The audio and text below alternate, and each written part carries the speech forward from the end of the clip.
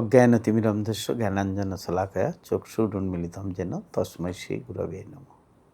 वाञ्छाकल्पतरुभ्यश्च कृपासिन्धुभ्य एव च पतितानां पावनेभ्यो वैष्णवेभ्यो नमो नमः। श्रीकृष्ण चैतन्य प्रभु नित्यानंद श्री अद्वैत गदाधर शिवासादि गौर भक्तवृंद। हरे कृष्ण कृष्ण कृष्ण हरे हरे, हरे राम राम राम हरे हरे। सर्वाग्ये परम आराध्य परम कारुणिक परम मंगलमय सर्वदेवमय नित्यलीला प्रविष्ट विष्णुपाद अष्टोत्तर शतशे श्रीमद त्रिदंडी स्वामी शिल भक्ति प्रकाश आश्रम गोस्वामी गुरु महाराजेर श्री चरण कमले अनंत कोटि दंडवत प्रणति निवेदन करे तार अहित की कृपा प्रार्थना करी। गुरु गौरांग गुरु वैष्णवेर अपार करुणाय আমরা আজকে জানবো যে এই যে শরমপাড়া শ্রী শ্রী কৃষ্ণ বলরাম শ্রী বিগ্রহ আছেন, এই শ্রী কৃষ্ণ বলরাম বিগ্রহের মাহাত্ম্য কি? অনেকে জিজ্ঞাসা করেন আমাকে যে আপনি যে এখানে থাকেন, বেশিরভাগ সময় এখানে থাকেন, আপনি বলছেন যে এটি বৃন্দাবনের মতো। অনেকেই বলেন আমাকে, ভক্তরা প্রশ্ন করেন, ভক্তরা জিজ্ঞাসা করেন। তা আমি বলি সকলকে যে কৃষ্ণ বলরামের এই যে স্থান শরমপাড়ায় যে কৃষ্ণ বলরাম আছেন, এই স্থানটি যেন অভিন্ন বৃন্দাবন আমার কাছে। আমি খুব আনন্দ পাই এখানে বাস করলে। যদি প্রসাদ নাও দেয় তাহলে এখানে বাস করলে, এখানে যদি 1-2 মালা গুরু প্রদত্ত যে হরিনাম দিয়েছেন তা যদি 2-1 মালা হরিনাম করতে পারি, হৃদয়ে বড় শান্তি আসে, অনাবিল শান্তি লাভ করি। সাধুগুরু বৈষ্ণবের শ্রীমুখে এবং এখানকার যারা গ্রামবাসী প্রাচীন বৈষ্ণব ছিলেন, পাঁচু গোপাল দাস নামে, তিনি ভগবত ধামে চলে গেছেন। তার কাছে বা লোকাল অনেক ভক্তের কাছে আমি পেয়েছি এখানের যে মাহাত্ম্য, এখানকার যে শিববিগ্রহ, সেই শিববিগ্রহ ভগবান করুণাময়ী, এত তিনি করুণা করে ভক্তের কাছে আবির্ভূত হয়েছেন। কিভাবে এসেছেন তার যা আমি শ্রবণ করেছি বা যা এখানের কাগজপত্রে পেয়েছি, তাই আমি একটু বর্ণনা করছি। এখানে কৃষ্ণ বলরাম অত্যন্ত মাধুর্যময় বিগ্রহ। অনেক স্থানে আমরা যাই, বলরামের শ্রী বিগ্রহ দর্শন করি, কিন্তু সেখানে সর্বত্রই দেখি তার যেন ঐশ্বর্য ভাব। কিন্তু এখানে যেটি দেখছি সেটি হলো মাধুর্যমণ্ডিত বিগ্রহ। ভগবান একদিন এখানে যে কথা শুনতে পাই, ভগবানের শ্রী বলদেব এখানে এই গ্রামে একজন ব্রাহ্মণ এবং ব্রাহ্মণী ছিলেন। সেই ব্রাহ্মণের পত্নী ব্রাহ্মণীকে নিয়ে তিনি চলে গিয়েছেন।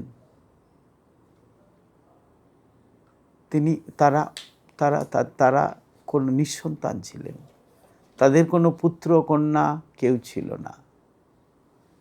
পুত্র কন্যা না থাকায়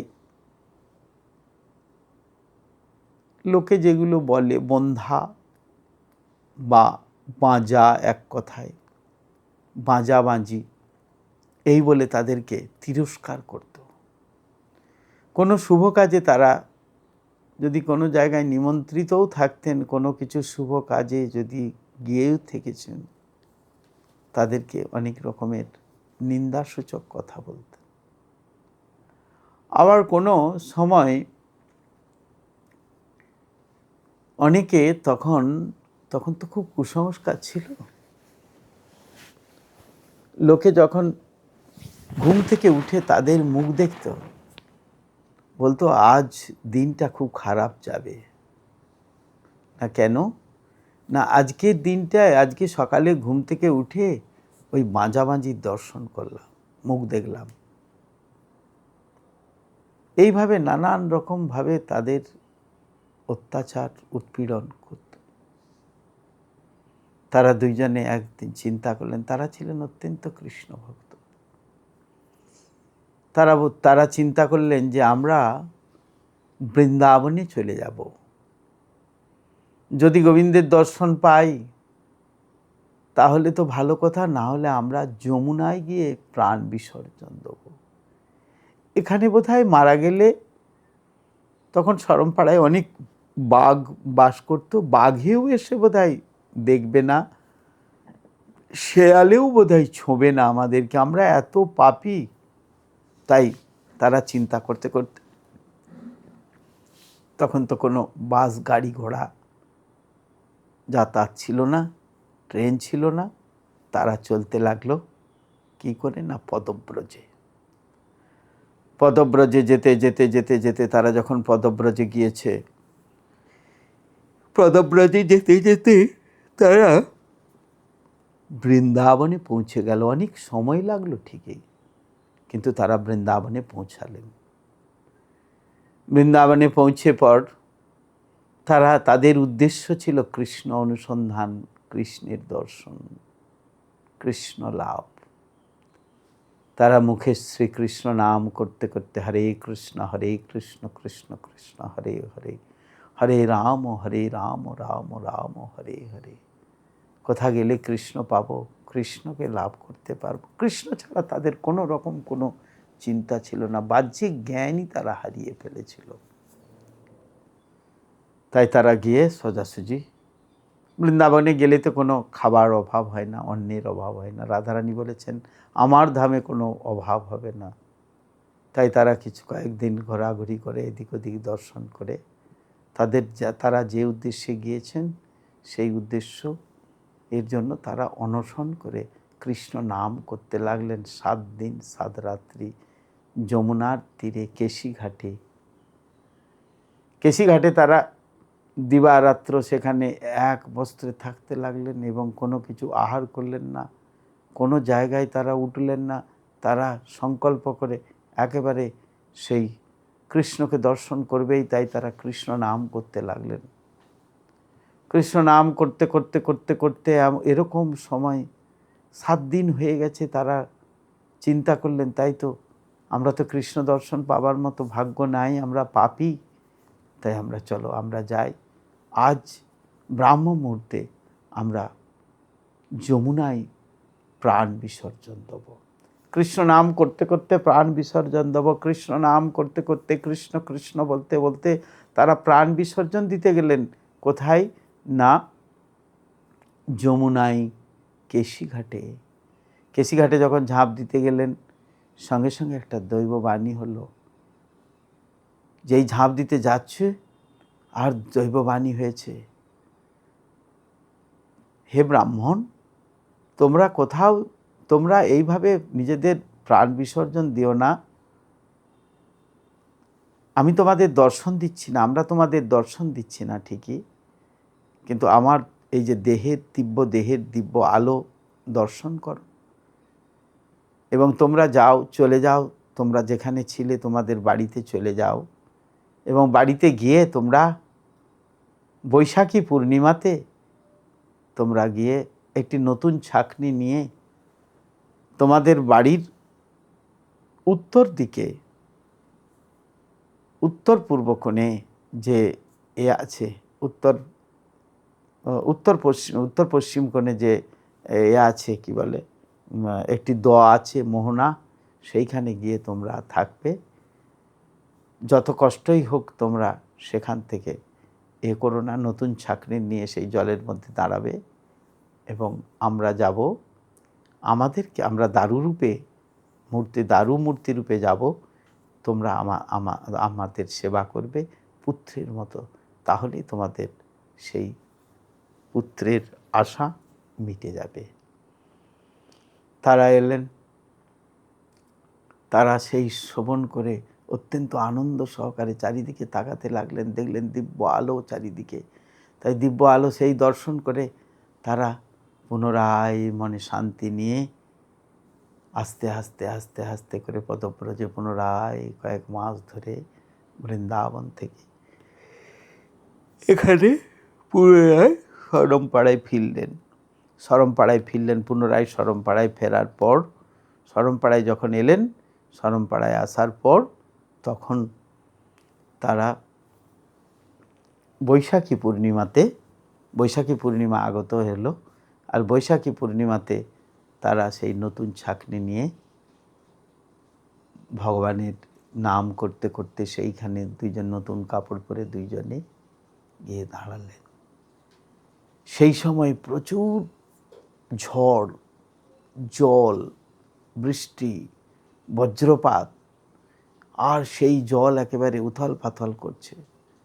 তখন আর হঠাৎ করে একটা চারিদিক অন্ধকার, হঠাৎ করে একটা সুন্দর বিরাট আলো দেখা গেল।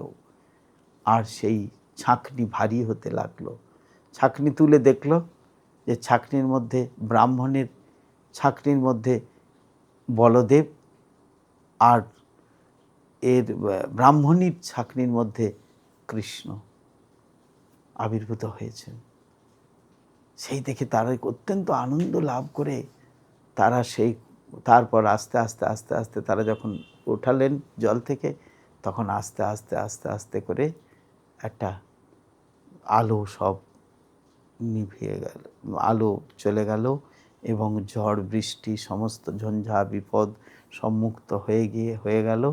এবং তারা তখন আস্তে আস্তে আস্তে আস্তে করে তাদের ঘরে তাদেরকে নিয়ে এসে, এমনকি সেই কৃষ্ণ বলরাম নাম নিলেন বলদেব এবং কৃষ্ণ, সেই দাউজি মহারাজ এবং কৃষ্ণ কানাইয়া লাল, যিনি পরমেশ্বর ভগবান শ্রীকৃষ্ণ, তাদেরকে গোঁদল বাটি দিয়ে দুধ দিয়ে ছেলের মতো তারা সেবা করতে লাগলেন। আর সেই সেবায় তারা সন্তুষ্ট হয়ে কৃষ্ণ বলরাম সন্তুষ্ট হলেন এবং কৃষ্ণ বলরাম সন্তুষ্ট হয়ে তাদের অনেক করুণা করলেন। এমনকি আজকের কথা নয়, এটা হলো 765 বৎসরের পূর্বের কথা, এখন থেকে প্রায় 765 বৎসর পূর্বের কথা। তারপর বর্ধমানে পরপর কালক্রমে বর্ধমানের রাজধানী রাজা হলেন।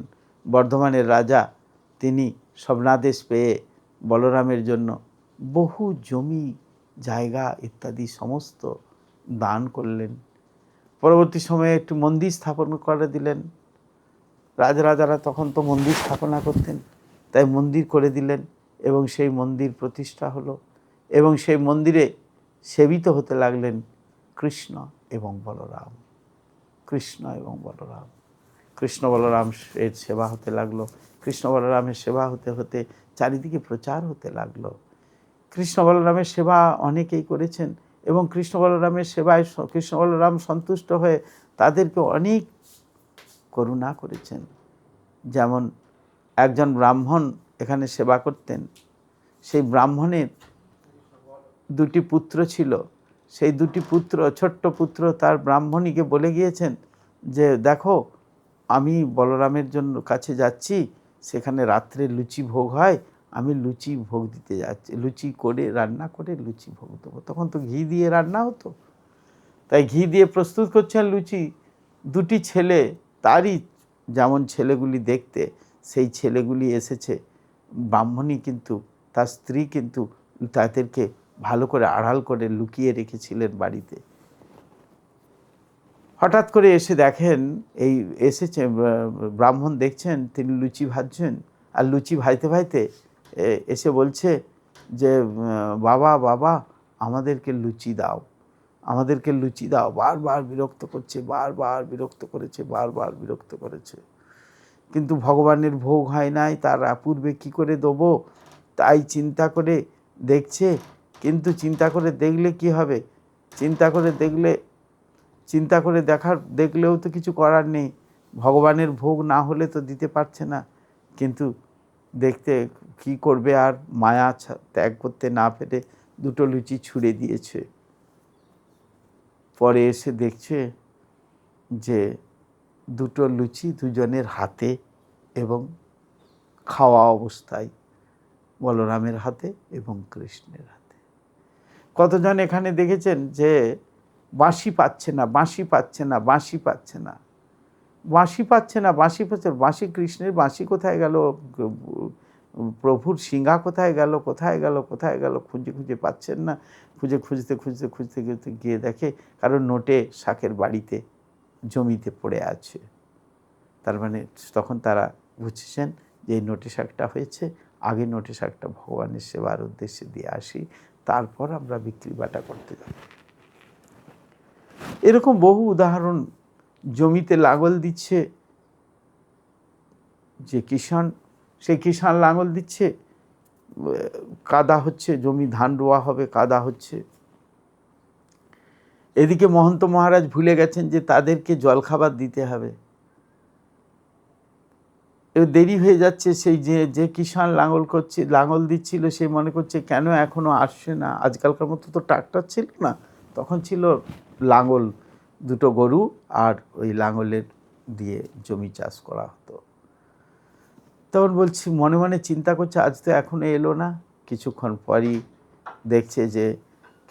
পরই দেখতে পাচ্ছে যে লাঙল দুইজন, এই দুইটি ছেলে, তারা জলখাবার নিয়ে আসছে। জলখাবার এনেছে। কি জলখাবার এনেছে না, গ্রামের যেগুলি খাবার, মুড়ি এবং বড় বড় নারিকেল নাড়ু। এবং তার এত অপূর্ব স্বাদ, সে তখন পেয়েই সঙ্গে সঙ্গে জল দিয়ে আর সেই নারকেল নাড়ু দিয়ে মুড়ি দিয়ে খাচ্ছে। খেতে গিয়ে দেখে কি অপূর্ব স্বাদ, যেন প্রাণ ভরে যায়। এত সুন্দর মহন্ত মহারাজ কি বলে করেছেন, কি বলে নাড়ু তৈরি করেছেন, এই মনে মনে চিন্তা করছেন আর মুড়ি সেবা করেছেন। আর খুব আনন্দে প্রসাদ পেয়ে, পেট ভর্তি করে জল পেয়ে সে লাঙল রেখে বাড়ি যাচ্ছে। হঠাৎ করে মনে পড়েছে, কিন্তু তখন সময় মহন্ত মহারাজের তখন মনে পড়তে সময় হয়েছে, দেখতে গিয়েছে। এবার ভগবানের কৃষ্ণ বলরামের মন্দিরে কৃষ্ণ বলরামকে ভোগ নিবেদন করতে গিয়েছে। দেখছে সেখানে যে কৃষ্ণ বলরামের পায়ে কাদা লেগে আছে, কাদা লেগে আছে। আর কাদা লেগে থাকাতে তখন ওই কৃষ্ণ এসে বলছে যে বাবা আজকে কি করে নাড়ু তৈরি করেছিলি, এত মিষ্টি, এত সুন্দর, এত তো জীবনে এতবার বলরামের নাড়ু প্রসাদ পেয়েছি, এত তো সুন্দর প্রসাদ পায় নাই। এইভাবে আমরা দেখতে পাই কৃষ্ণ বলরামের অনেক অগাধ মাহাত্ম্য, ভগবান তিনি। তাই আপনারা সকলে আসুন পাড়াম্বুয়ার কাছে শরমপাড়ায় কৃষ্ণ বলরাম শ্রীবিগ্রহ দর্শন করুন। এবং একটি নতুন মন্দির হয়েছে, আমার গুরুদেবের কৃপা আশীর্বাদে এই মন্দিরটি তৈরি হয়েছে। তাই গ্রামবাসীদের বা আরও 5 জনের এতে মন্দিরটি তৈরি হয়েছে। তাই আপনারা আসুন, দর্শন করুন,